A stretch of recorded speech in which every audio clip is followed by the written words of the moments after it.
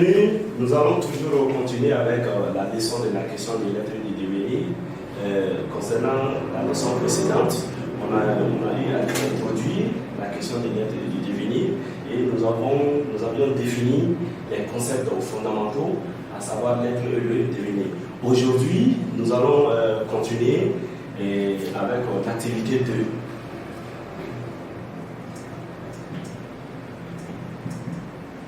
Activité 2, ça serait maintenant la question des lettres.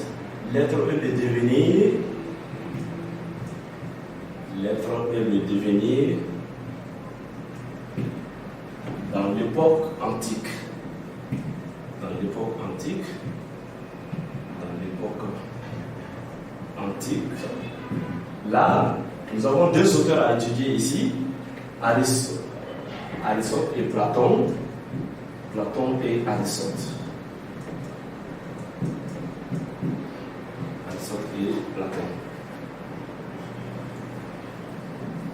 C'est la division du tableau n'est pas trop bonne. On va continuer.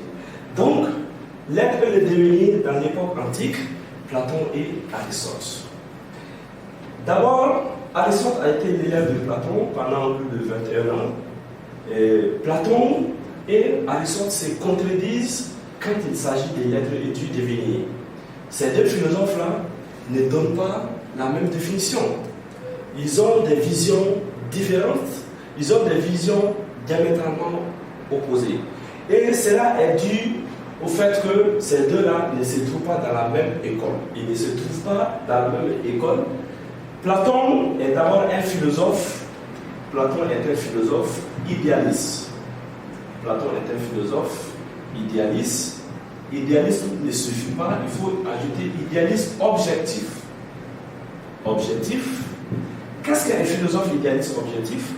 C'est un philosophe qui pense que le monde ici-bas n'est pas vrai. C'est un philosophe qui pense que la réalité se trouve dans un autre monde. Un monde que l'œil humain ne peut pas voir.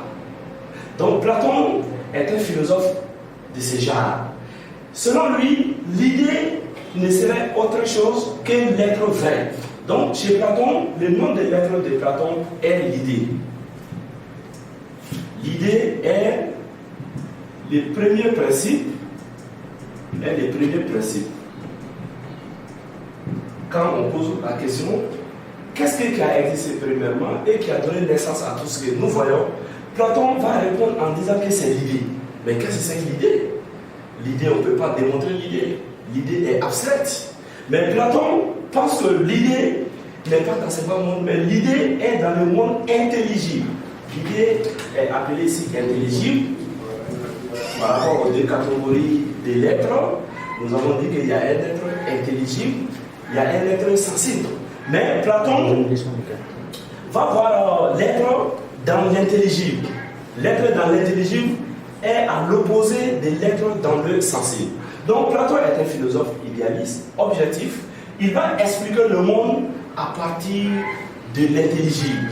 L'intelligible, c'est ce qui est au-delà des apparences sensibles.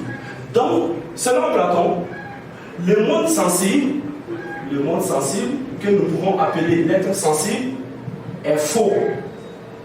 C'est-à-dire l'être sensible aux yeux de Platon est faux parce que l'être sensible change d'un moment à un autre. Ce qui est aujourd'hui, il ne le serait pas demain. Donc, dans ce sens, selon Platon, l'être authentique, l'être véritable n'admet pas de changement.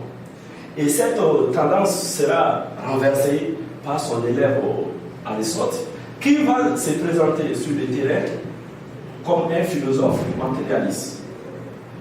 Aristote est un philosophe matérialiste, parce qu'il va aborder l'être dans le sens, ce qu'on appelle de la substance.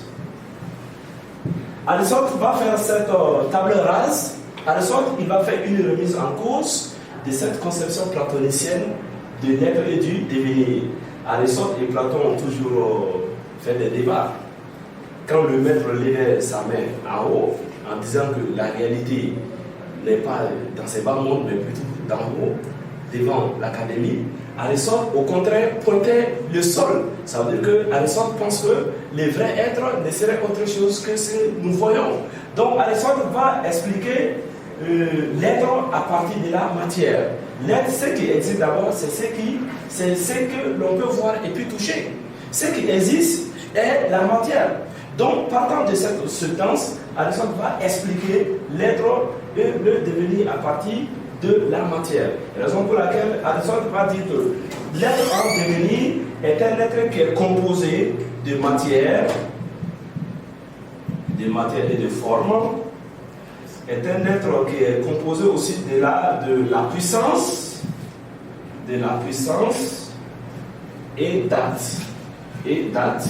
Donc, directement, on voit que l'opposition flagrante entre les philosophes de l'époque antique.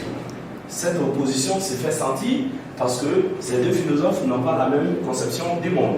Platon explique le monde à partir de l'idée. Là, l'être de Platon est l'idée. Aristote va expliquer le monde à partir de la substance. La substance, c'est la chose qui existe en tant que telle. La substance qui existe de façon réelle, de façon concrète, que nous pouvons appeler la matière. Donc ces deux visions ne peuvent pas être les mêmes choses. Donc dans ce sens, Aristote, et en tant qu'opposant de Platon, il va expliquer le monde à partir de la matière. Donc voici ce qu'il fallait comprendre de façon brève, succincte, par rapport à cette petite vidéo de la question des lettres et du devenir dans l'époque antique, et chez Platon et Aristote. Mais je vais vous donner un exercice et un sujet de réflexion qui serait basé sur la discussion entre Platon et puis Aristote. Selon vous, entre la matière et l'idée, laquelle est première?